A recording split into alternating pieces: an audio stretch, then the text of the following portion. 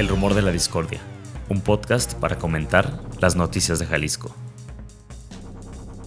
Un rumor es una voz que corre entre el público o un ruido confuso de voces. Estoy muy confundido, Pepe Toral. ¿Por qué estás aquí presente hoy lunes 11 de diciembre del 2023? Hace mucho que no te veía, Ángel, en vivo. Me da gusto verte. Eso es como que estamos pasando la barrera temporal espacial. ¿Qué tal Nueva York? Pues tú dime. Bien, hasta ahorita pinta bien. Bueno, ya dejó de llover por fin. Eso es de que te recibió. Ayer una tormenta, pero bueno, ya hoy salió el sol. Pepe, ¿qué le empezamos a dar? Sí. Alfaro y la UDG. El gobernador Enrique Alfaro pues saca la bandera blanca, parece, y quiere hacer las paces con la Universidad de Guadalajara una vez muerto, como dicen por ahí, bueno, vamos a decir mejor, el licenciado Padilla, con un rector que se volvió conciliador. Llega la propuesta del gobierno estatal en forma de esta iniciativa para que el Congreso apruebe un presupuesto mínimo, ¿no? Establecido en la Constitución. ¿Es en la Constitución sí. Eso? Para que llegue hasta el 5%, dicen, para 2025. También se le agrega un 0.3% del presupuesto estatal para la infraestructura universitaria.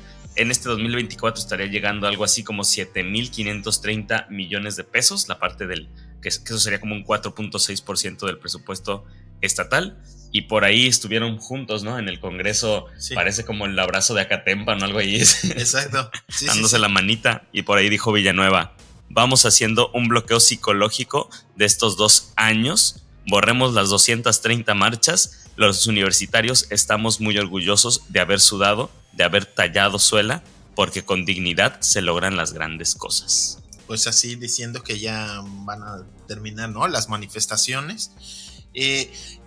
Este mismo gobierno aprobó un presupuesto parecido para el Poder Judicial, un presupuesto constitucional. Entonces, desde la Constitución ya se define el mínimo, ¿no? O sea, es de ahí para arriba. El 5% sería, si lo aprueban, todavía está en el Congreso discutiéndose, pero bueno, sería muy raro que no lo aprobara el Congreso del Estado, considerando pues que es una iniciativa que manda directo el gobernador, y ya sabemos, la bancada mayoritaria de Movimiento Ciudadano todo le ha aprobado sin moverle ni una comita.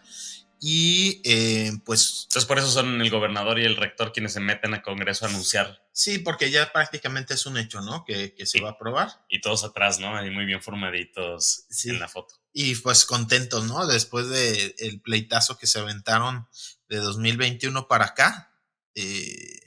Había sido el inicio de la pelea por algo así como 140 millones de pesos. Y ahora los aumentos son de 500, 300, 299, anunció todavía el día que se presentó la iniciativa, ¿no? Sí, mucho más, ¿no? Es que, a ver, la realidad es que los 140 millones de pesos eran simbólicos, lo decíamos, o sea, realmente es nada para ti, para mí, para la gente que nos escucha, pues es muchísimo dinero, pero, o sea, en términos de presupuesto, Alexa, o sea, en términos de presupuesto de los gobiernos y de la UDG, es nada, ¿no? O sea, ¿pero qué? O sea, eran 140 millones que ya estaban etiquetados para el Museo de Ciencias Ambientales, que era el último proyecto de Raúl Padilla en este Centro Cultural Universitario, ¿no? Ahí en Belén, ¿no? Donde está ahora el Centro de Ciencias Ambientales Raúl Padilla. Probablemente, ¿no? Bueno, ese era el último proyecto, digamos, de su gran proyecto, ¿no? Entonces, muy significativo que un dinero que tú ya le habías dado se lo quitaras a un proyecto, o sea, era tal cual, ¿no? O sea, un para mensaje hacerlo enojar, para básicamente, pues. Pero hubo un montón de otras cosas, ¿no? O sea, hay que recordar, había magistrados que en esto de las cuotas y cuates le respondían a Grupo Universidad, y que el gobernador mandó instrucciones en el Congreso de que se fuera, ¿no? O sea, ya, no le iban a renovar, no le renovaron, de hecho, ¿no?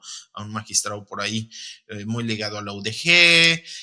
En su momento, cuando empezaron las manifestaciones, en el presupuesto de este año le quitaron a la UDG no me acuerdo cuántos millones, que calcularon según eso de cuánto costaría acarrear tantos estudiantes, ¿no? A tanto el camión, y no sé, así sacaron cuentas en el Congreso, y que como se están gastando el dinero en marchas, les quitamos, ¿no? O sea, hubo un montón de cosas, pero esos 140 millones se hicieron emblemáticos por eso, ¿no? Porque eran contra Raúl Padilla. Oye, ¿y qué está cediendo en este caso la Universidad de Guadalajara? ¿Qué está cediendo el rector? Porque no, yo creo que muy poca gente cree que realmente con sus marchitas que hacían ahí al lado de la avenida Vallarta se logró esto, de acuerdo, claro, que es un acuerdo político, ¿no? O sea, ¿qué pierde o qué cede la Universidad de Guadalajara para lograr este 5%? Yo creo que tiene que ver con las elecciones, ¿no? No es... Literalmente que no participe Eso, pues Villanueva. obviamente no va a estar en los acuerdos, ¿no? Claro. Digamos, no va a estar por escrito ni forma de probarlo ni nada. Pero yo creo que por ahí tiene algo que ver. No solo que Esto de los Villanueva... magistrados también. Ajá, no, o sea, seguramente eso, ¿no? O sea, tragarse el que ya le quitaron puestos, ¿no? Que tenían, había funcionarios que le respondían en la UDG que ahora ya no le responden. Puestos, ¿no? Por ejemplo, el procurador de desarrollo urbano se acaba de renovar, ahorita lo platicamos, Ese sí, pero era Trinidad Padilla, por así decirlo, era un puesto que estaba en manos de la UDG, que luego se lo dan a Carlos Romero, que es el anterior, ¿no? El que acaba de salir. O sea, que así también como estaba ese... muy ligado a Grupo Universidad. No, nada.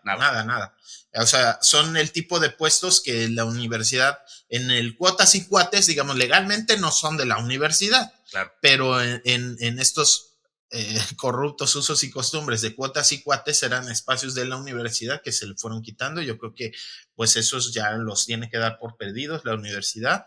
Seguramente también hubo reclamos de pues lo electoral, ¿no? ¿Cómo juega la universidad en las elecciones? Por ahí el rector decía, y digamos, si nos ajustamos a lo legal, pues es verdad, que a él nadie le ha quitado sus derechos políticos electorales y puede participar para lo que quiera, ¿no? Igual los universitarios pues pueden participar en las elecciones. Lo que se cuestiona es luego que puede haber recursos de la universidad que se usen, ¿no? Para lo electoral.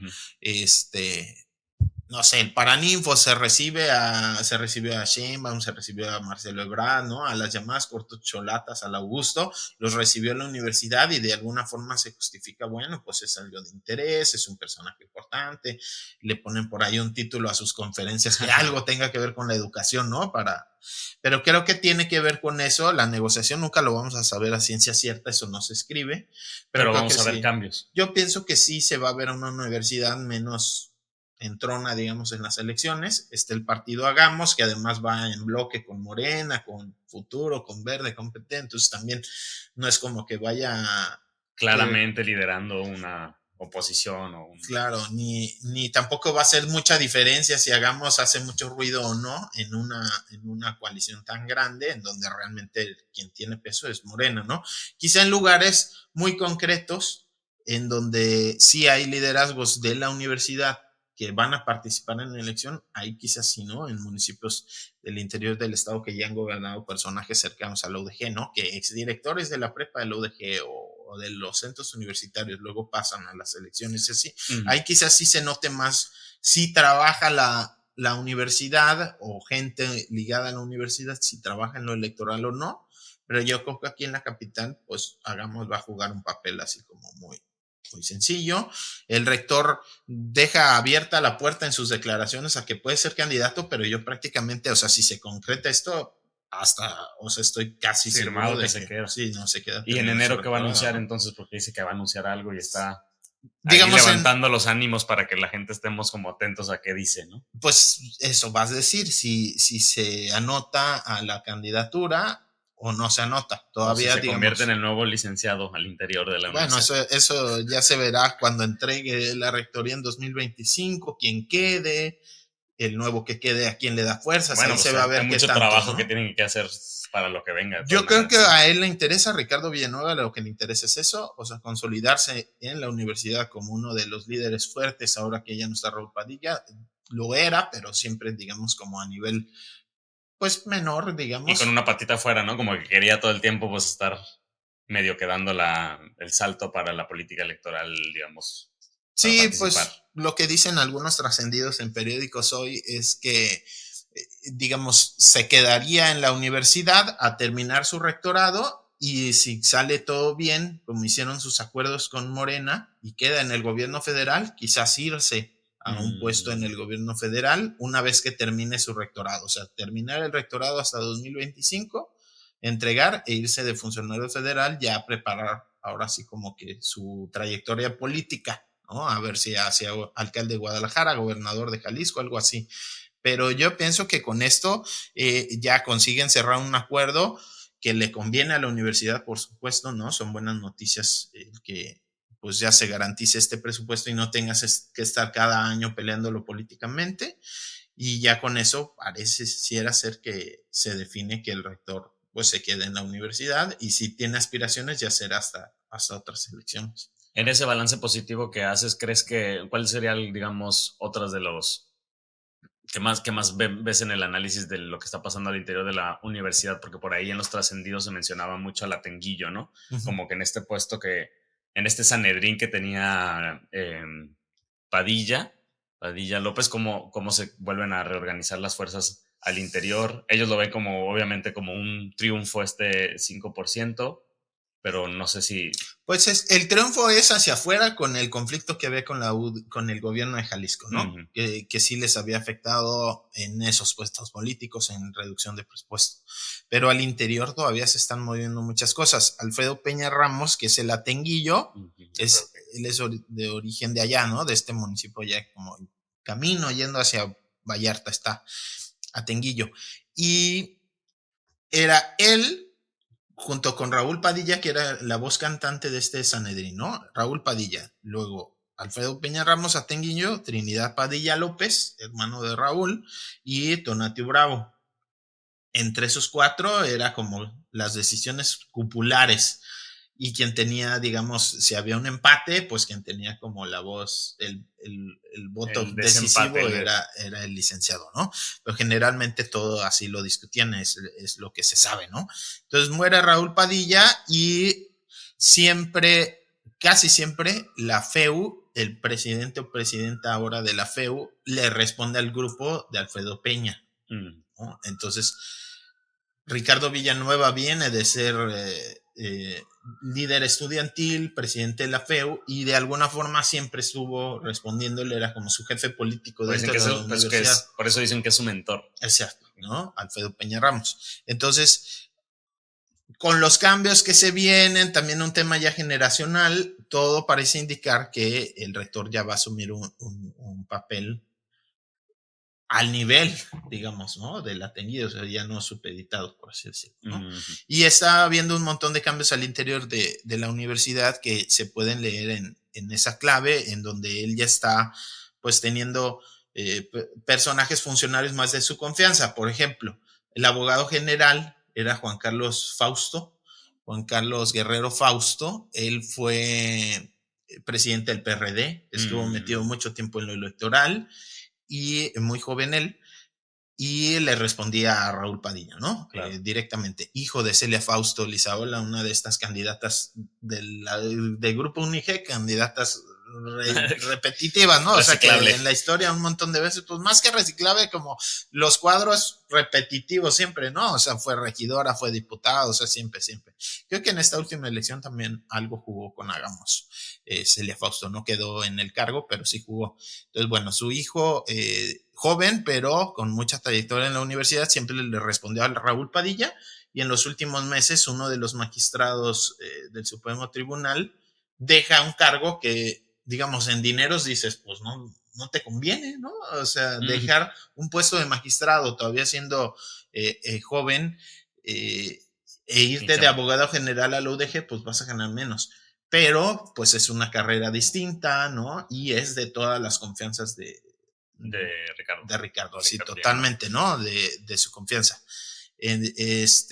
Otro puesto, pues en Cultura UDG, que también maneja mucho dinero, también acaba de llegar una nueva directora. Que ¿Estaba Igor ahí? Está Igor Lozada. Y llega, la verdad no recuerdo su nombre, pero llega una nueva directora que es de toda la confianza, que estuvo con el rector cuando fue de rector de Utonalá, digamos que tienen muchísimos años trabajando juntos, ¿no?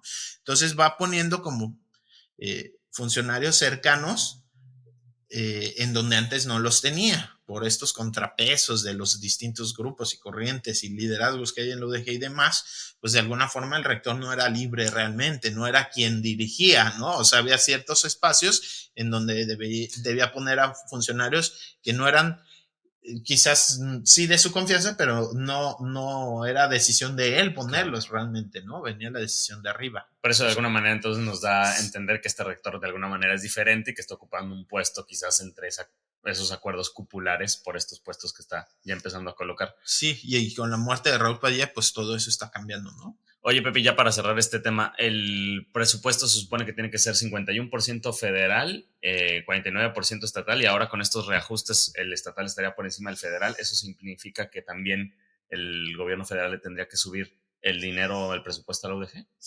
Híjole, ya tiene mucho tiempo que ese acuerdo realmente no se cumple, que pone más el gobierno de Jalisco que el federal. En teoría, el acuerdo es casi, digamos, mitad y mitad, ¿no? Pero en los términos es así, ¿no? Un poquitito más federal que el estatal.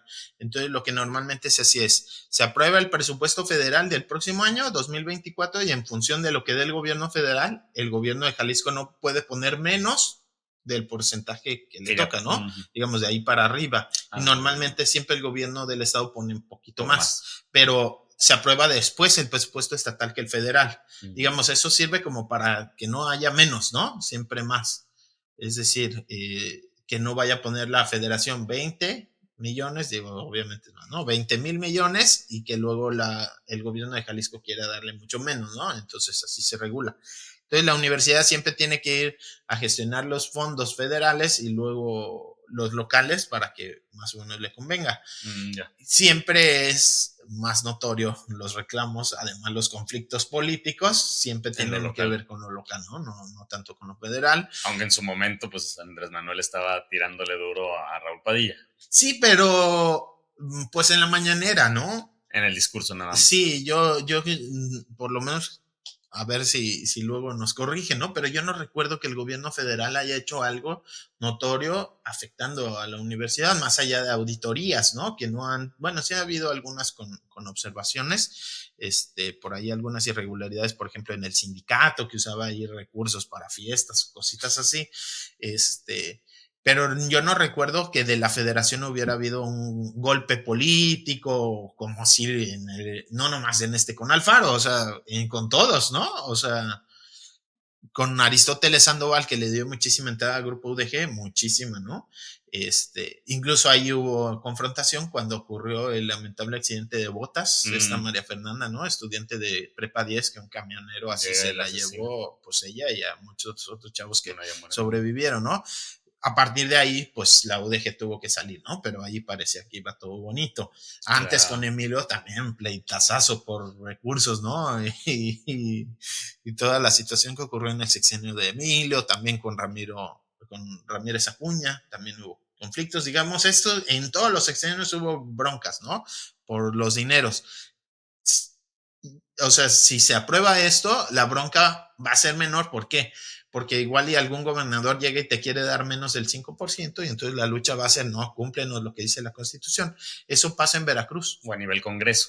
Eso pasa en Veracruz, es el otro único estado, ¿no? El otro único estado que tiene un presupuesto constitucional, pero la universidad luego no se lo cumple, ¿no? Lo que luego pasa está en la ley, pero en los hechos no me estás dando el 2%, creo que no me acuerdo cuánto por ciento le toca a la universidad. La universidad también luchando para... Hasta legalmente, ¿no? O sea, intentando obligar al gobierno del estado a cumplir su constitución.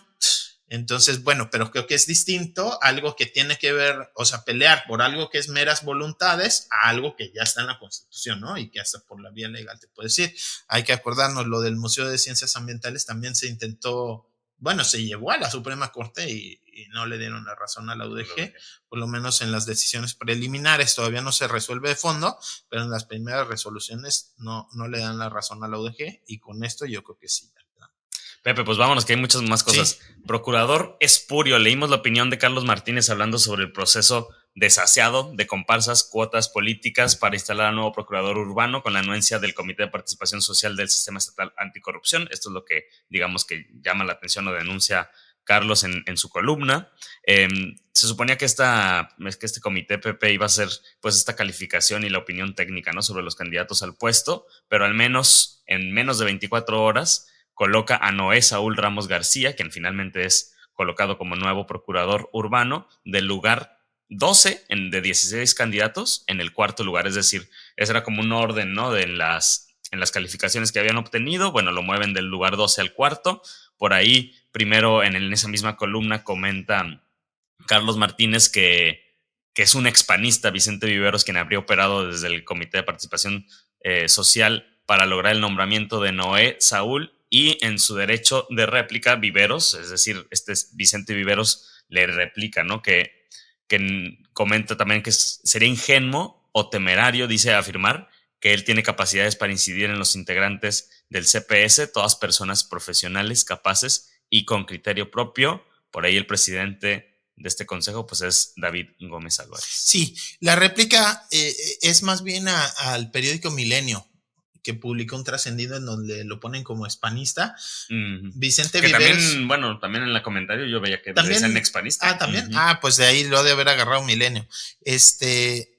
No es expanista en el sentido de partidista, pero sí trabajó con administraciones panistas, una polémica. Pero luego por ahí mete a David Gómez Álvarez en problemas, ¿no? Dice, es como de llamarle priista a él que trabajó como subsecretario de algo con Aristóteles, ¿no? Así es. Se están, pues, aventando la bolita. La realidad es que el CPS hizo, pues, un papelazo, ¿no? O sea, uno más que dices, qué barbaridad. O sea, cómo funciona? ¿Esta gente reciben dinero? Sí, claro, como 90,000 pesos al mes por ahí, están bien pagados. A ver, David. Los integrantes del CPS, del Comité de Participación Social. ¿Cómo funciona? Al Congreso le toca nombrar al Procurador de Desarrollo Urbano, pero un papel que hace anticorrupción, en teoría justo para eliminar las cuotas y cuates, se les hace una evaluación técnica y quienes tienen, digamos, las mejores calificaciones, los 4 mejores, de todos los que se inscriban, son los elegibles. Y entonces ya el Congreso nada más agarra de los que le pasa el CPS. Por eso es tan importante que estuviera en el 4º lugar. Exacto. Para que pasara. Exacto. Hicieron una trampa que la verdad que oso. O sea, ¿por qué? Porque el CPS son 5 integrantes, ¿no? Encabezados por David Gómez Álvarez, Vicente Viveros otro y otros 3, ¿no? Entonces, no son especialistas en temas de desarrollo urbano. En teoría son especialistas en temas anticorrupción, pero parecería en temas de cómo taparle el ojo al macho para que pase la corrupción, ¿no? Bueno, entonces invitan a mi Alvarito, invitaron a gente especialista en temas de desarrollo urbano a hacer las evaluaciones. Entonces, el CPS lo que hizo es invitó a gente que realmente sabe, nosotros damos un paso para atrás, ustedes evalúenlo y ustedes díganos los resultados. Y así se hizo. Pero ¿qué pasó? Que en los resultados, pues no había gente de los partidos, ¿no? Es decir, lo que el resultado técnico sí estaba. El resultado técnico ponía a este señor Noé, que finalmente queda como el director, Noé Saúl Ramos García, tenía 12 puntos de un total posible de 24.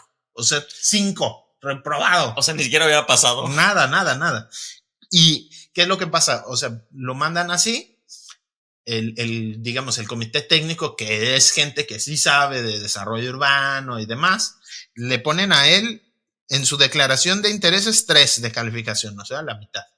Reprobado. Currículum 3. ¿Por qué? Porque no tiene trayectoria que tenga nada que ver con desarrollo urbano. Era funcionario del Congreso. Claro, ¿no? Y del archivo, una cosa así como el archivo histórico del Congreso, ¿no? Exacto. O sea, digamos que pues los requisitos legales, mayor de edad, mexicano de nacimiento, o sea, eso sí lo tiene, si no sería inelegible, ¿no? Pero en la experiencia, que es lo ideal y que eso pues de alguna forma pues es cualitativo, ¿no? O sea, no puedes como, digamos, necesitas a alguien especialista para saber realmente si tiene experiencia o no, ¿no? Uh-huh. No es nada más como presentar un papel, ¿no?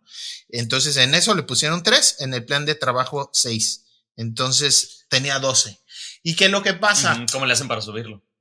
Él pide que le revisen su examen, él y otro, Jonathan Obed Martínez Jaramillo, pide que se revisen sus evaluaciones y ya esas evaluaciones no las vuelve a revisar los especialistas, ya nada más las revisan estos 5. Ahora sí dicen, ahora nosotros. Y entre esos 5 le suben de 12 puntos a 21 puntos. Ahí la pues declaración. Unas revisiones de esas ahora que en mis calificaciones. Fíjate, no, estaba mal, ¿eh?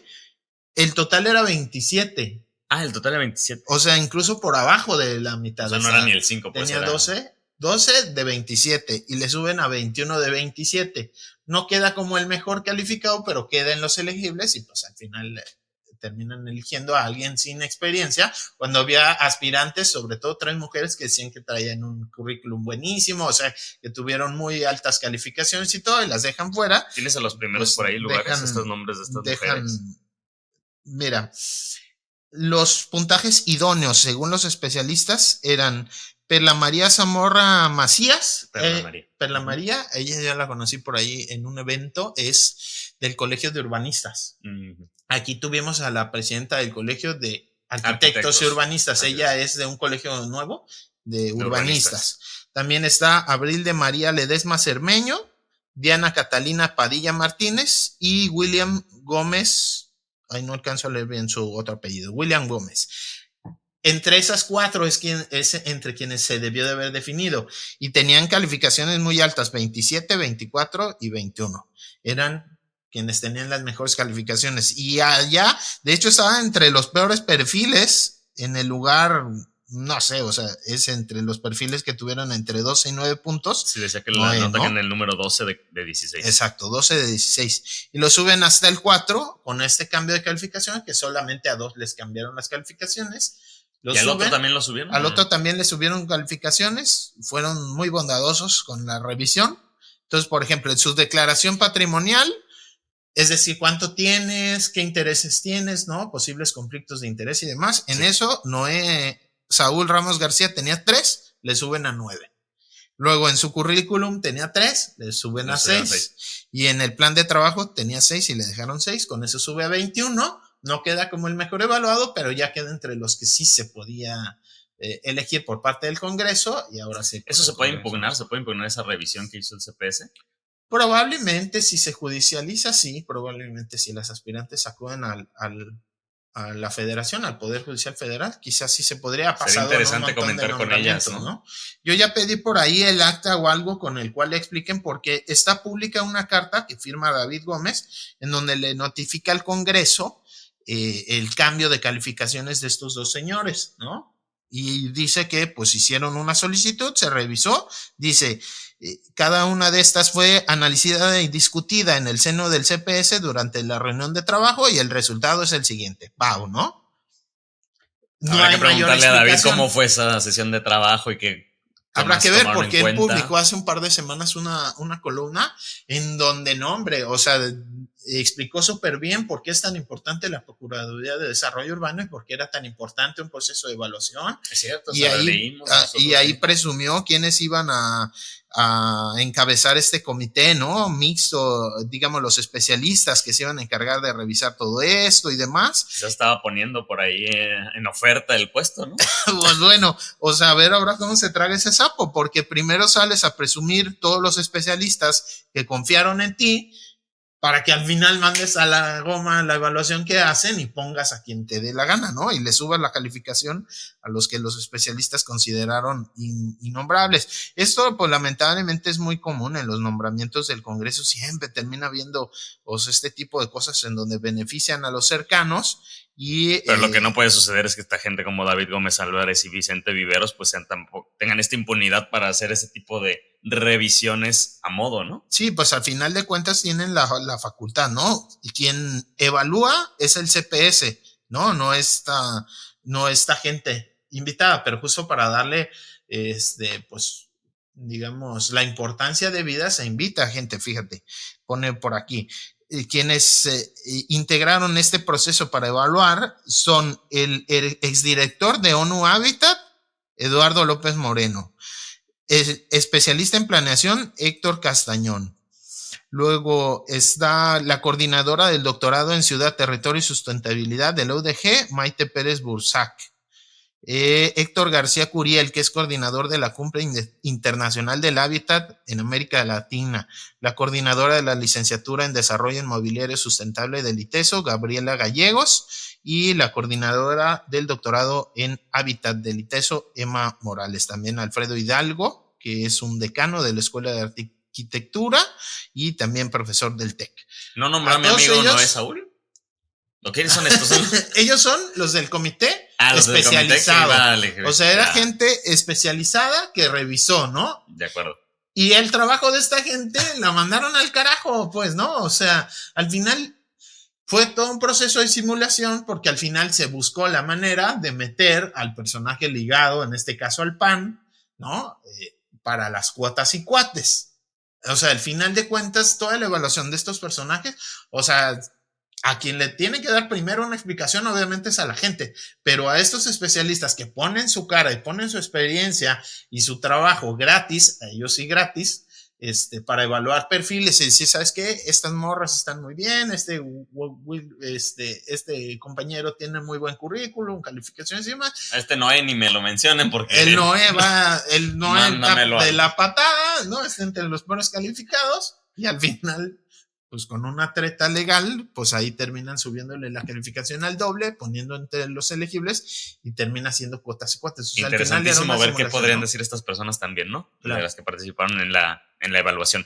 Pepe, vamos al siguiente tema. En Jalisco, pues ni el gobierno estatal lleva cuentas claras, parece ser que ante el fisco, entonces yo ya me dejé de preocupar también, porque le tiene miedo a ser sancionado con un crédito fiscal, una multa. El gobierno de Enrique Alfaro prefirió desembolsar 23.2 millones de pesos de las personas, obviamente, ¿no? De recursos públicos, para contratar a los compas del despacho Pérez Reveles Corporativo Jurídico SC, a quienes tendrán que sacarle las papas del fuego al gobierno estatal. El primer pago es de 3.4 millones de pesos y ya fue hecho en febrero de este año. Digamos que contratan a estos abogados pues para que no les ponga el SAT una multota. Sí, una nota buena de Sonia Serrano ahí en NTR. Lo que ella explica es en el documento que encontró no vienen las razones, ¿no? ¿Qué observaciones tiene el gobierno del estado? Pero ya ¿Y a cuánto podría ascender esa sanción? Exacto, pero pues al parecer tienen miedo, ¿no? Tienen miedo. Entonces pagan o también quién sabe quiénes son los amigos del despacho Pérez Reveles. También puede ser, ¿no? Corporativo jurídico.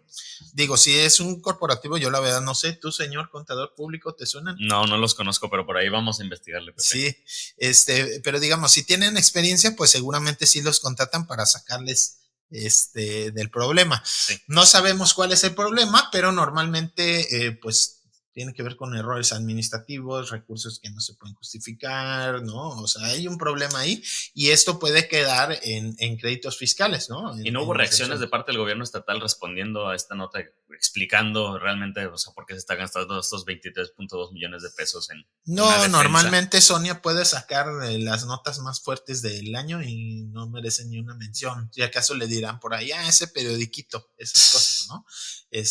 Normalmente, pues es de las periodistas críticas a las que pues les ponen un silencio, pues, ¿no? No le dan entrevistas, ¿no? Claro. Entonces, bueno. Y ella llega a través de los documentos del gobierno estatal donde justifican que se vaya a hacer este gasto, pero no lo explicitan, ¿no? No dicen explícitamente cuál es el tema que estaría tratando incluso el despacho jurídico. Simplemente tiene que ver con la posibilidad, una auditoría federal y lo que dice el gobierno del estado también, pues que no tiene personal especializado. Para entonces, tratar. Es algo que cuestiona Sonia, ¿no? Para hacer la defensa legal del estado, ¿no? Tienes la Secretaría de la Hacienda Pública con un montón de personas, con una nómina grandísima.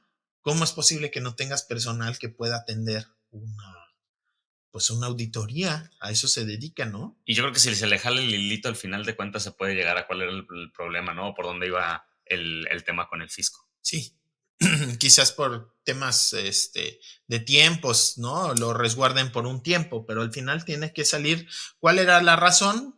Y si ganaron o perdieron, porque exacto, si pierde va a ser todo peor. Eso se va a saber, ¿no? O sea, igual y contratas a este despacho y te saca de un problemón y se justifican los 20 millones. Quizás también no es culpa del despacho, ¿no? O sea, si hubo una malversación o algo así, pues por muy buen contador que seas, ¿cómo le resuelves ese Hay formas, Pepe, ¿no? Hay formas.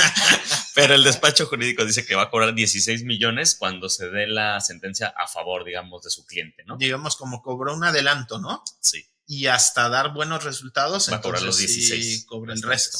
Pues habrá que ver primero cuál era la razón, ¿no? Que es lo que le está causando problemas en el gobierno del estado, pues para saber por qué se podría justificar o no ese contrato. Y luego tenemos este tipo de casos, ¿no? Donde no tenemos muy claro pues el tema de la transparencia, pero parece que hay una buena iniciativa en Guadalajara para transparentar los gastos de los recursos públicos, donde junto con esta organización Transparencia Mexicana pues se desarrolló la plataforma Registro de Beneficiarios Finales, donde se podrán revisar los datos de los ganadores de licitaciones y asignaciones directas ¿no? También se podrán revisar los nombres de las personas que integran incluso las empresas que ganan, que muchas veces pues, son a quienes queremos conocer, ¿no? Las personas físicas detrás de estas empresas.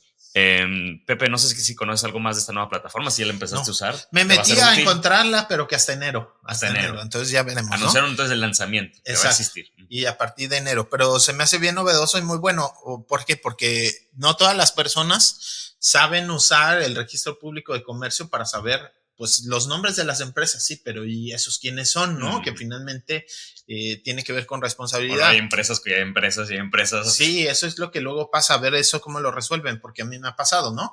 Que buscas en una empresa y los dueños de esa empresa son otras empresas y luego te metes y es un enredo que se hace a veces a propósito para encubrir un poco pues la persona real, ¿no? Física que está detrás de esta empresa. Entonces se me hace una muy buena propuesta, vamos a ver cómo se aterriza a partir de enero, pero es justo eso, ¿no? Beneficiarios finales, es decir, al final, hasta ahorita lo que sabemos es a qué empresa contrataron, ¿no? ¿Cuál fue la empresa beneficiaria de este contrato? Pero ¿quiénes son los que están detrás? Y eso siempre lo ocultan. Ahora se va a transparentar eso, solo en el caso de Guadalajara. Primero, ojalá se haga bien y en unos cuantos clics pueda saber realmente quién se está beneficiando de ese contrato en un nombre ahí, SADCB.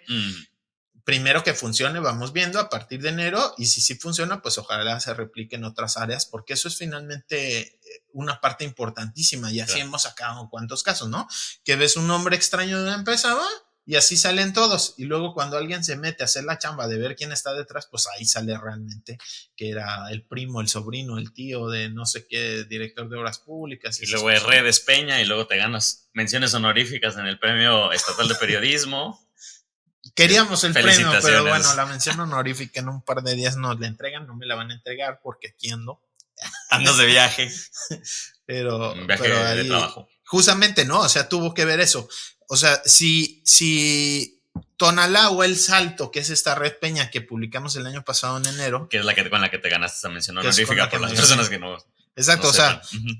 Publicamos un trabajo en NTR el año pasado, en enero, los primeros días de enero, de una red de corrupción en donde una serie de empresas que tienen nombres extraños y que no te dicen nada y dices, pues una constructora X, pero cuando revisas quiénes están detrás, ya personas físicas detrás de esa empresa, resulta que la mayoría del presupuesto para obra pública en El Salto y en Tonalá se los están entregando a una red de 7 empresas que tenían pues a la misma gente en los papeles, ¿no? Entonces simulaban licitaciones, era como... Que además eran familiares. Además, ¿no? Entonces, justamente sabiendo quién está detrás de un nombre en papel, qué personas están detrás, se puede detectar muchos casos de corrupción de los que a veces no nos enteramos. En este caso de la red Peña, pues sí pude yo como eso, ¿no? Lo que ahora está ofreciendo hacer el Ayuntamiento de Guadalajara a través de eso, de saber quiénes son los beneficiarios finales, pues me pude dar cuenta cómo empresas de las mismas personas fingían que concursaban y luego los ayuntamientos les daban los contratos que estaban arreglados porque justamente no había una relación de parentesco.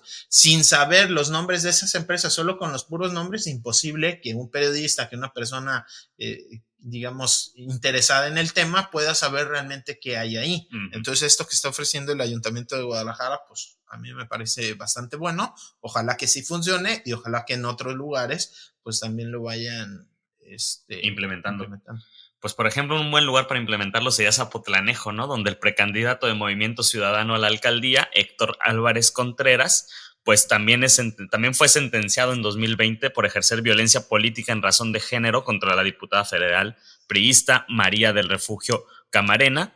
Y pues este señor Héctor Álvarez Contreras también ha sido señalado por golpear jóvenes en 2019 y también por golpear a una mujer el otro en 2009 y golpear a una mujer en 2019. Y esta persona pues es el precandidato a la alcaldía. No, pues fue varias veces ya, 2, si no me equivoco, alcalde de Zapotlanejo, sí. Héctor Álvarez también diputado.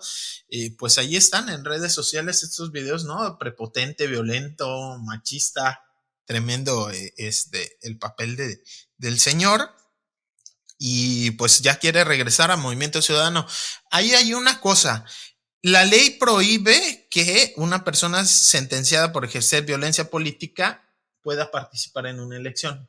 Y para eso tiene que haber un padrón en donde se pongan todas las personas sentenciadas. ¿Cuál es el problema?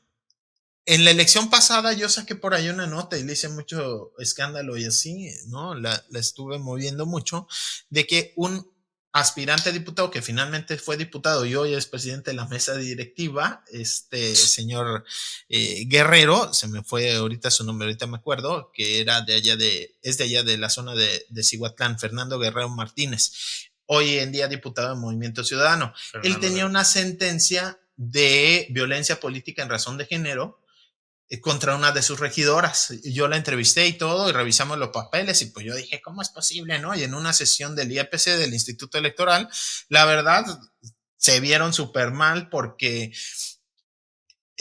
durante la sesión, los consejeros del IEPC reconocen que ni siquiera conocen la sentencia, pero el de Movimiento Ciudadano, el representante del partido, les decía que pues no estaba firme, entonces que pues no le podían quitar sus derechos, ¿no? Y los consejeros así de, bueno, la verdad no la conozco, pero pues yo creo que no hay ningún problema, ¿verdad? No hay ningún problema, no, y lo dejan así pasar.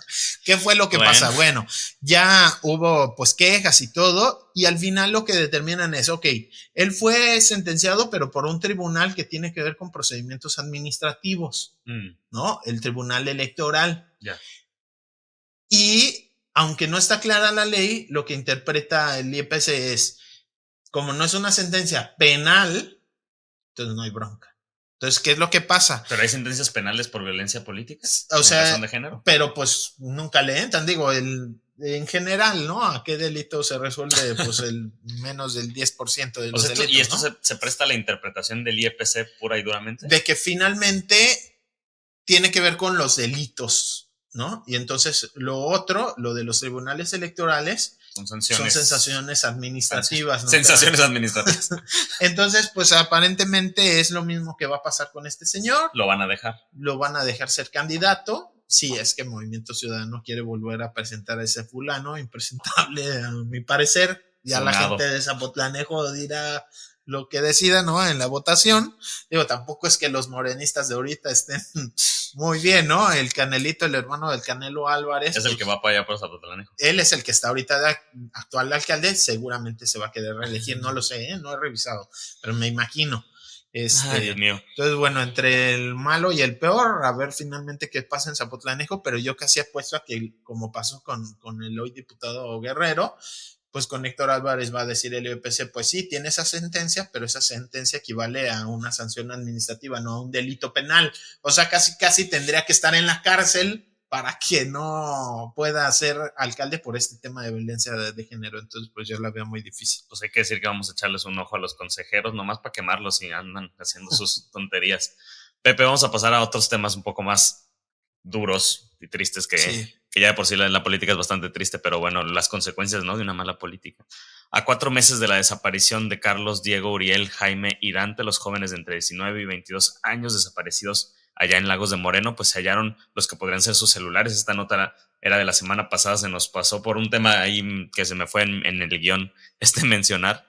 En una nota que yo leía de Dalia Rojas para Milenio Jalisco, pues se detallaba que los celulares habían sido hallados en esta finca donde supuestamente fueron llevados después de ser privados de su libertad los jóvenes y donde se habría grabado pues este lamentable video que circuló por redes. Al parecer los celulares fueron colocados posteriormente, ¿no?, en ese punto. Sembrados. Y eso sembrados, ahora sí. Bueno, fue colocado, ¿no? Esa terminología no me gusta mucho. Y ya eso lo confirma, esto era como la nota de la semana pasada, lo confirma ahora también el fiscal de Jalisco. Un reporte ciudadano habría hecho que la Guardia Nacional volviera a la finca y encontrara los celulares. La información fue confirmada ya por el fiscal. Los encuentra como en una cajita ahí en una esquina. El riesgo, obviamente, que existe es de que tengan pues información sembrada, ¿no?, colocada a propósito ahí por los grupos criminales.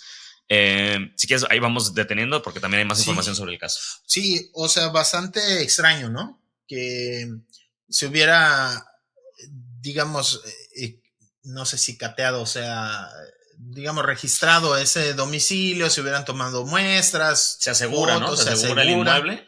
Pero luego yo me acuerdo que también salía este video del, creo que era Azteca Noticias, que llegaban y se metían y dicen, pues aquí no hay nadie cuidando este inmueble, y se metían a grabar.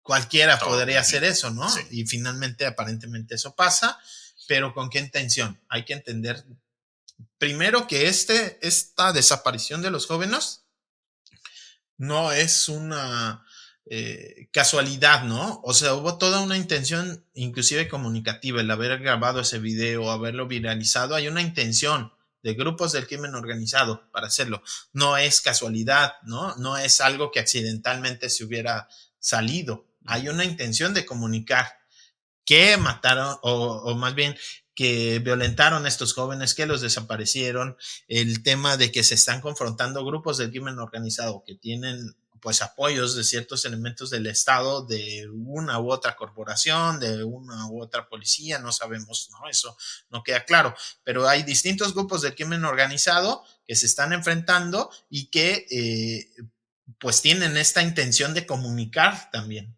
Entonces, que hubieran privado de la libertad a los 5 jóvenes, luego los graban, los exhiben, ¿no?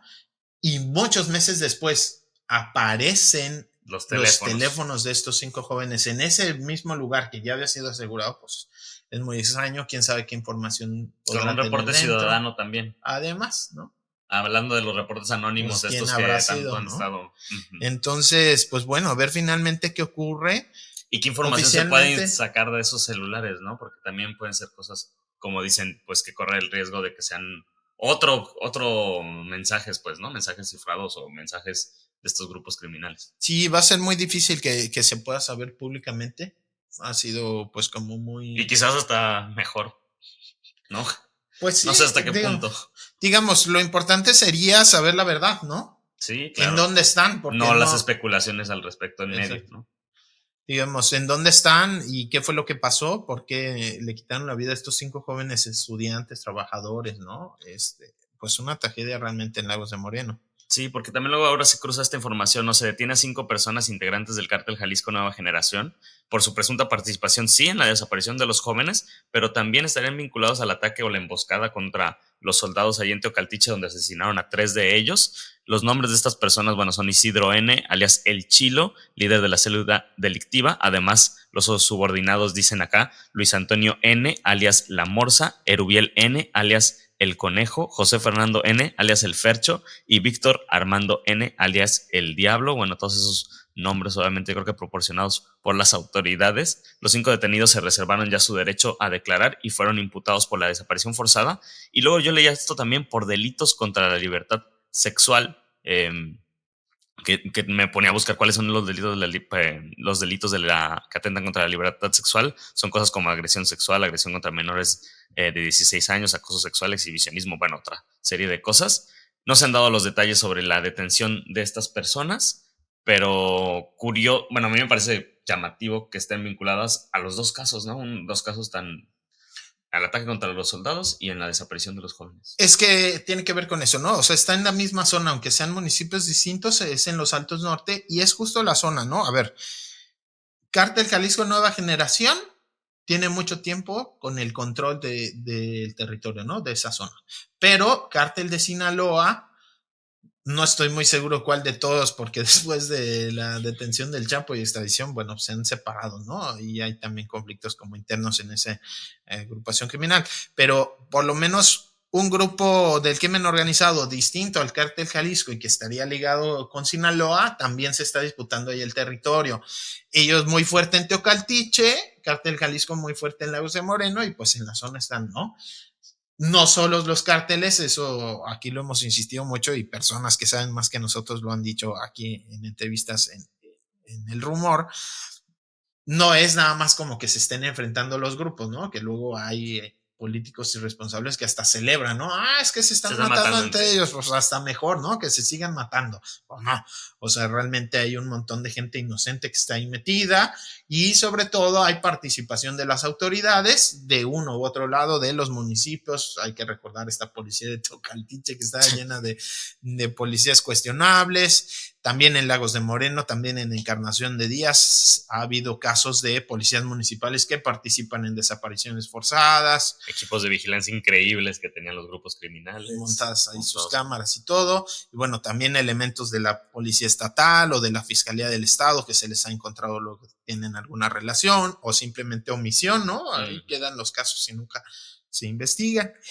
Y bueno, por supuesto también elementos federales que pueden estar con uno u otro cártel participando activamente o simplemente haciéndose de la vista gorda. Entonces, no es extraño que estos dos crímenes pudieran haber sido, digo, habría que ver al final si consigue la fiscalía sostener esa acusación, pero que puedan estar relacionados porque son los mismos grupos que se están enfrentando en los dos municipios y en toda la zona, en realidad, ¿no? De ahí de los Altos, que pues también hemos entendido que es una zona muy importante por su comunicación, ¿no? Hacia Zacatecas, hacia Guanajuato, Sí.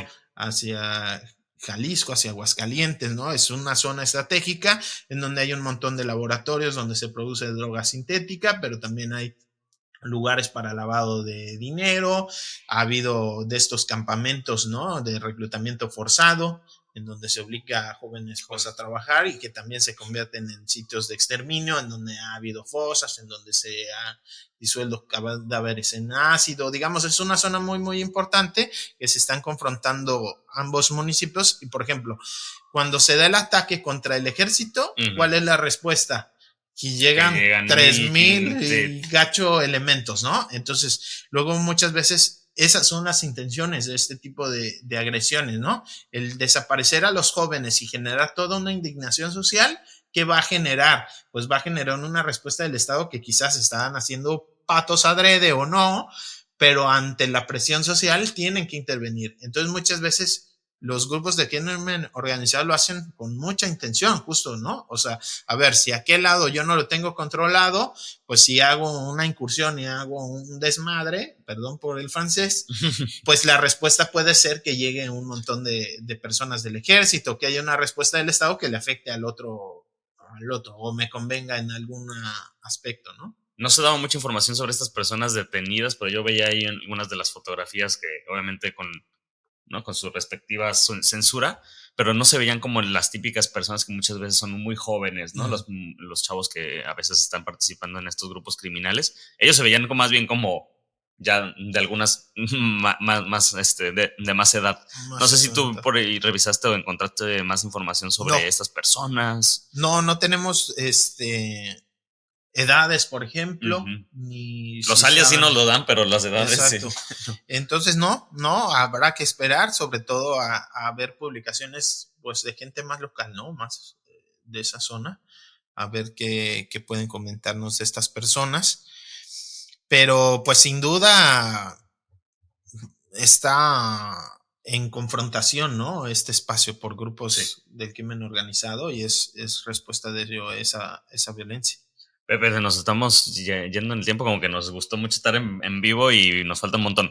El caso de la venezolana Maica Torres Obel Mejías, quien primero pues, fue reportada como desaparecida el 1 de diciembre y 2 días más tarde, el domingo, encontrada sin vida en Chapala, donde vivía por lo menos desde hace un año. Esta noticia se nos había por ahí pasado, creo que también comentarla. Ya hay 2 personas detenidas por este caso. La primera pues fue una persona que estaba en la finca donde se realizó el cateo y se encuentra el cuerpo sin vida de Maica. Y el segundo es Heidever R., quien era un integrante del hogar que recibió a Maica y se hacía pasar por su amigo. Pues Maica Torres era esta cantante en eventos especiales, interpretaba covers y trabajaba como conductora de radio y publicista. También pues era una fan de esta cantante Lucero, ¿no? Y una integrante justo del club de fans de Lucero, del que también Maica formaba parte, es la que invita a Maica a venir a México. Ella vivía, Maica, con la familia en Chapala, con la familia de esta persona del club de fans, y justo el detenido Heidever pues señalan que es el esposo de la mujer que habría traído a Maica a México. Sí, pues lamentable, ¿no? Que se le hubiera asesinado de esa forma, aparentemente. Pues, de cualquier forma, Pepe. Claro, o sea, pero por personas cercanas, ¿no? Digamos, quienes le dieron la confianza, aparentemente. Y pues habría que ver qué se resuelve al respecto por este tema. Esta mujer también como que estaba medio esquiva, ¿no? Como, bueno, yo escucho por ahí una entrevista y como que ya no estaba fácil de localizar. Habría que ver también qué tiene que ver en todo esto. Claro, sí, claro. O sea, finalmente, pues es una mujer que vino a cumplir sus sueños, que por ahí participó en algunos concursos de canto, pues estaba muy activa. De hecho, hubo manifestaciones en solidaridad para exigir justicia. Primero, pues se compartió un montón la ficha de búsqueda y luego pues ya que lamentablemente se le localiza sin vida, han convocado a manifestaciones allá en la zona de Chapala, porque era una mujer pues conocida, muy querida, ¿no? Y bueno, pues todo apunta a que va a ser un feminicidio, digo, sin adelantar pues información que no tenemos, pero muchas veces cuando son personas cercanas que tienen confianza, en teoría contigo, que te quieren y terminan asesinando a las mujeres, muchas veces pues hay razones de género detrás de ello. Habrá que ver finalmente pues qué es lo que ocurre, pero bueno, un caso lamentable de esas desapariciones que terminan pues con las personas sin vida. Claro. Pepe, también las mamás buscadoras, mientras tanto, ellas, ¿no?, que están en este trabajo por encontrar a sus hijos, hijes desaparecidas, presentarán pues un amparo contra el nuevo protocolo de búsqueda por obstaculizar su trabajo. Dicen, Indira Navarro, una de las líderes de Madres Buscadoras de Jalisco, dijo que el 95% de sus búsquedas se originan por llamadas anónimas, es decir, estas llamadas, ¿no?, que fueron el objeto de este nuevo protocolo, y de ese 95% en el 85%, es decir, casi en todos los casos, en la mayoría, gran mayoría, pues las búsquedas son positivas, es decir, encuentran restos humanos, se ampararán contra el nuevo protocolo. A ver, finalmente va a ser muy importante porque sí hay que recordar eso, ¿no? Que dice Indira que pues la mayoría de los trabajos que hacen las madres buscadoras dan resultados positivos. Entonces, este nuevo protocolo, que en teoría es para darles seguridad, pues en realidad lo que va a hacer es obstaculizarles este derecho que tienen a participar en las búsquedas. Y pues un montón de los reportes los reciben de manera anónima. Son personas que participaron o conocieron a alguien que participó en esas desapariciones o que les tocó ver movimientos extraños y demás, y que saben que si hacen una denuncia con su nombre y apellido, pues se pondría en riesgo su vida. Claro. Entonces, pues acuden a las madres con el interés que ellas puedan encontrar a sus seres queridos, ¿no?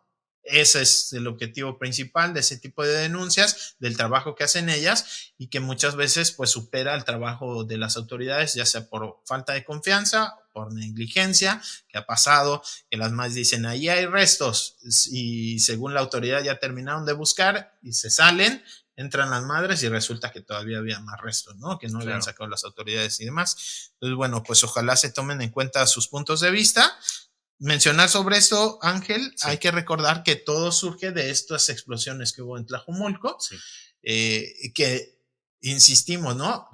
Hubo una denuncia anónima de una supuesta fosa, pero ni esa denuncia anónima se la dieron a las madres buscadoras, ¿no? Ni se actuó como debió de haberse actuado por parte de las autoridades. Le dan denuncia anónima a una servidora pública de Tlajomulco, que la pasa a las autoridades y pues lamentablemente van a policías y era una trampa.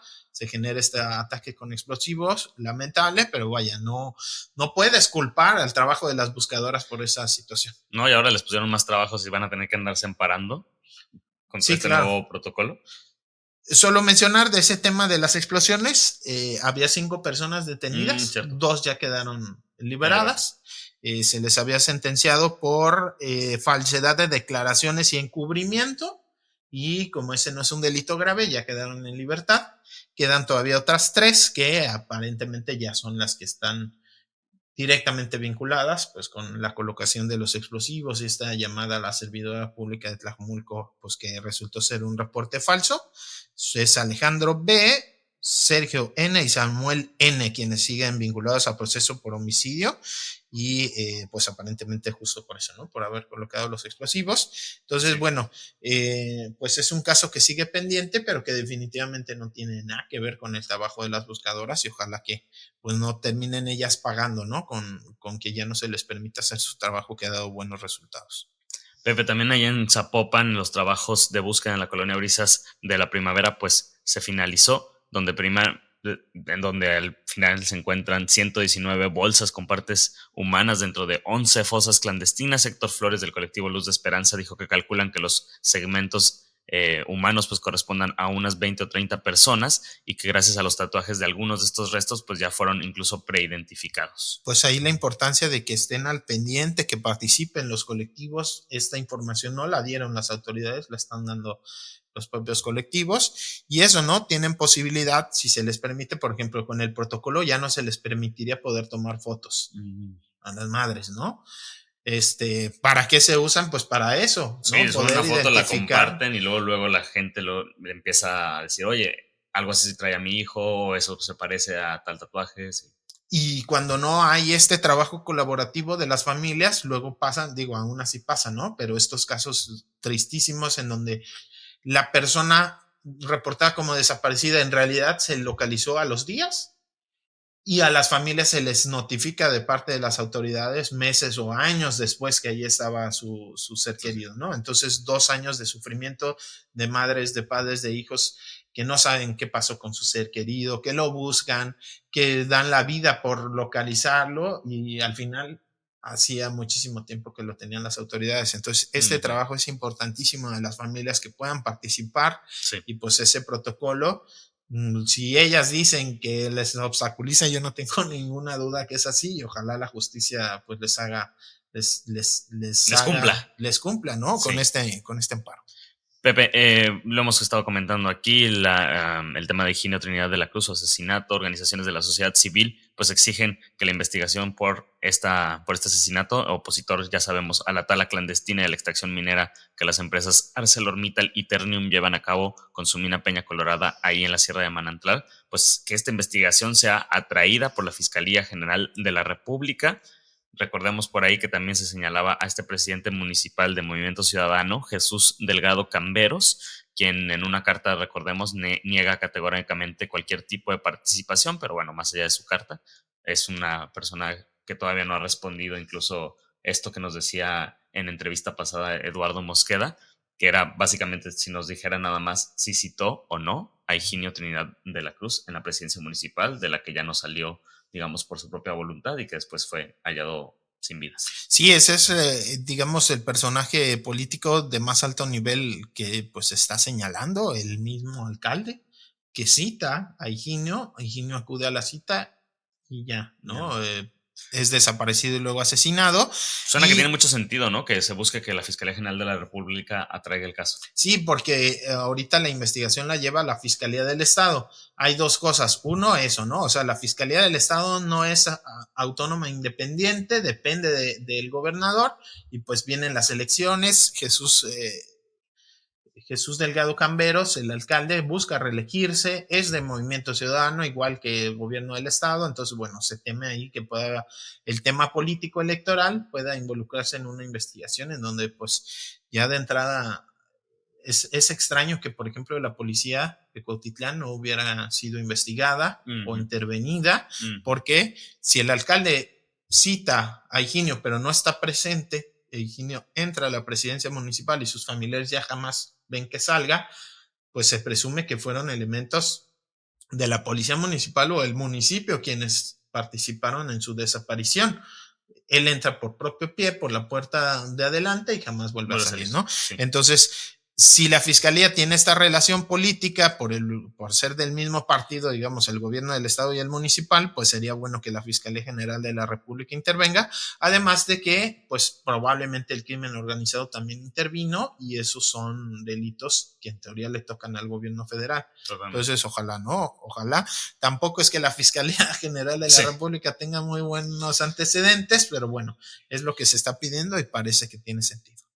Pepe, vámonos un poquito rápido con estas siguientes noticias. El sábado 2 de diciembre, perdón, se dio el terrible ataque de un tiburón toro contra la joven de 26 años, María Fernanda Martínez Jiménez, quien tristemente pues falleció. Esto en la playa de Melaquia, allá en Cihuatlán. María Fernanda era bióloga marina, egresada del campus Costa Sur de la Universidad de Guadalajara, ella misma amante del mar y de la defensa de los animales. Ese día se acercó con su hijo a estos juegos inflables que estaban por ahí en el mar, donde el tiburón pues la atacó. Con información de Violeta Meléndez sabemos que en más de 60 años pues no se había dado un ataque de este tipo en las playas de Jalisco. Un factor importante sería ese mismo parque acuático, ¿no? Flotante, y la sombra que genera, pues ello se asemeja a la sombra que generan los dispositivos de agrupamiento de peces, estos grandes dispositivos para pescar a los que se acercan normalmente los tiburones para alimentarse. Sí, eso es, digamos, lo más importante de esa nota que señaló Violeta, porque de otra manera pareciera que se trata, incluso el gobernador ha dicho que ya están buscando ese tiburón, ¿no?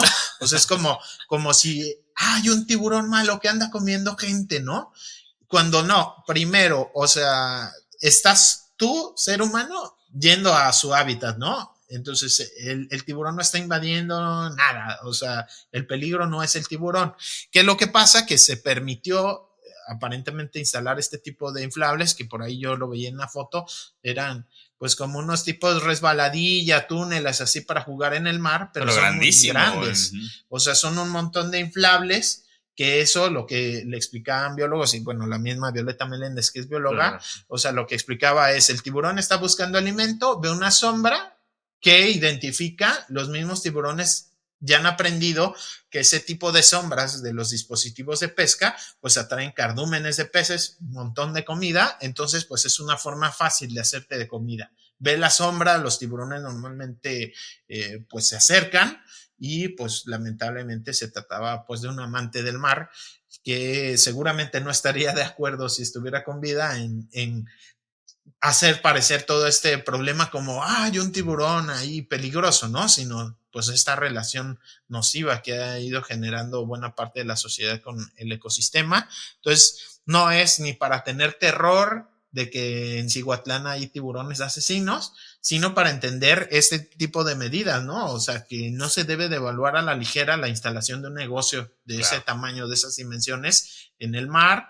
Y que estamos tratando con el espacio natural y con otras especies, ¿no? Como que muchas veces la intervención humana pues nada más analiza otras, no sé, como afectaciones que pueda haber o un tema más meramente económico sin tomar en cuenta todos los otros afectaciones que puede tener. Sí, de hecho uno de los biólogos con los que platica Violeta explicaba que ahí en esa zona en donde se puso los huevos también habían encontrado langostas, que normalmente no hay langostas así de cerca de la playa. ¿Qué pasó? La sombra, ¿no? O sea, se acercan también por la sombra. El haber hecho esto, o digamos, una intervención de ese tamaño del ser humano, pues genera cambios en los comportamientos de los animales. Es eso, y no un tiburón malo a quien hay que encontrar y cazar, ¿no? Y casi exhibir para que ya vean que ya, aquí lo tenemos. Aquí en Melaque ya no hay problema porque ya nos echamos al tiburón toro, ¿no? Oye, ¿y anunciaron que van a quitar este parque acuático? Hasta donde yo sé, no. O sea, las autoridades más bien lo están como haciendo algo personal, ¿no? Un tiburón malo a quien hay que encontrar para terminar con el problema. No, pues hay que tener mucho cuidado con eso porque también, o sea, que no se vuelva a repetir, claro, que las personas mismas tomen sus precauciones. Que se evalúe bien la instalación de este tipo de parques acuáticos. Pues por lo pronto yo no me voy a acercar a ningún parque acuático ahora que me voy a la playa, Pepe. En el tema también de los planes parciales allá en Zapopan, el síndico municipal Manuel Rodrigo Escoto pues ya procedió a exigir que se revoque esta suspensión provisional que se le otorgó a los planes parciales en los distritos de Los Robles y el Nixtiquil, Pepe. Sí, ya hemos cuestionado mucho aquí los planes parciales, estos cambios de uso de suelo que hubo en zonas que había arroyos y tenían protección, se borran en el mapa esos arroyos como si nunca hubieran existido, y eso ya permite construcciones encima de arroyos, en áreas de conservación ecológica. Entonces, bueno, todo eso se está cuestionando, además el mismo proceso de los planes parciales, ¿no? Sí. Se pusieron a consulta en 2017 cuando había otro alcalde, cuando era otra ciudad, y 7 años después los aprueba Franje. Entonces, bueno, todo ese proceso se está impugnando por vecinos del bosque del Nixtiquil, de esa zona. Entonces, los dos distritos que están en esa zona son los que están peleando, pero hay otros amparos, hay que recordar, ¿no? Que también están buscando por ahí detener, miembros del partido político, ¿no? Futuro también. Por ejemplo. Bueno, el síndico haciendo pues su trabajo, ¿no? Que supongo que le toca hacer eso. Hay que recordar, ¿no? Ya hoy ya es el alcalde. El síndico. Este señor ya es alcalde, Manuel Rodrigo Escoto. Manuel Rodrigo Escoto es el síndico electo, pero como se va a franjear a las campañas, queda de alcalde, y bueno, él fue 6 años, según su propio currículum. de LinkedIn, 6 años el abogado, el gerente legal de Tierra y Armonía, una de las empresas que justo está construyendo ahí megafraccionamientos alrededor del bosque y que se verían beneficiadas con estos nuevos planes parciales. Entonces por ahí yo leí la respuesta del ayuntamiento muy indignado que cómo era posible que el juez diera una suspensión total a los planes parciales de estos distritos, es decir, todo lo que se aprobó para estos 2 distritos va para abajo, cuando él dice debería de ser nada más unas partecitas, las partecitas que realmente generen afectaciones, algo así, ¿no? Entonces, bueno, pues fue lo que metió de queja el ayuntamiento. Aparentemente va para largo esta discusión legal, pero por lo pronto en esos 2 distritos, esos nuevos planes parciales quedan sin efecto. Pepe, y tu tío Antonio Pérez Garibay, mejor conocido como el papá de Checo Pérez, se le han clausurado múltiples ocasiones un puente que quiere construir ahí en su casa, también creo que es en Zapopan. Sí. Él dice que por su afiliación política el municipio lo derribó en abril de 2021, pero lo vuelve a seguir queriendo construir y pues ahí andan con sus sellitos de clausurado y él que le vale madre y lo vuelve a hacer. Tirándose al suelo, que es porque apoya la cuarta transformación. A ver, es ahí en la zona de Puerta de Hierro. Está construyendo un puente en una zona que es federal, ¿no? En un arroyo que tiene protección federal. Pues no puedes hacer eso, ¿no? No puedes intervenir sin los permisos adecuados y él por la libre quiere hacer su puentecito. En una casa que al parecer, por lo menos lo que dicen la nota de Mural, no le pertenece, la renta, él vive en esa casa de renta, ha de estar muy pipiris ahí para tener un arroyo en tu casita. Jardín, y él aferrado, y pues se lo han clausurado, demolido y aferrado en hacer su puentecito, y ahora dice que es pues porque apoya la cuarta transformación. A ver si quieren ese tipo de apoyos en la campaña de Sheinbaum. No creo que le acarríen muchos votos, pero pues sí. Pero las risas no faltarán. Quemándole, ¿no? Pues bueno, señor, no pongas un puente, respete los arroyos y ya está. Ya váyase a correr otra cosa. Pepe, pues muchísimas gracias. No, pues de qué, gracias a ti. Vámonos a turistear, pues. A ver qué nos encontramos. Ahorita la libertad, ¿ok? A la Estatua de la Libertad. A ver qué vamos a ver. Gracias. Ahí nos escuchan por ahí el jueves otro episodio. Saludos. El rumor de la discordia, un podcast para comentar las noticias de Jalisco.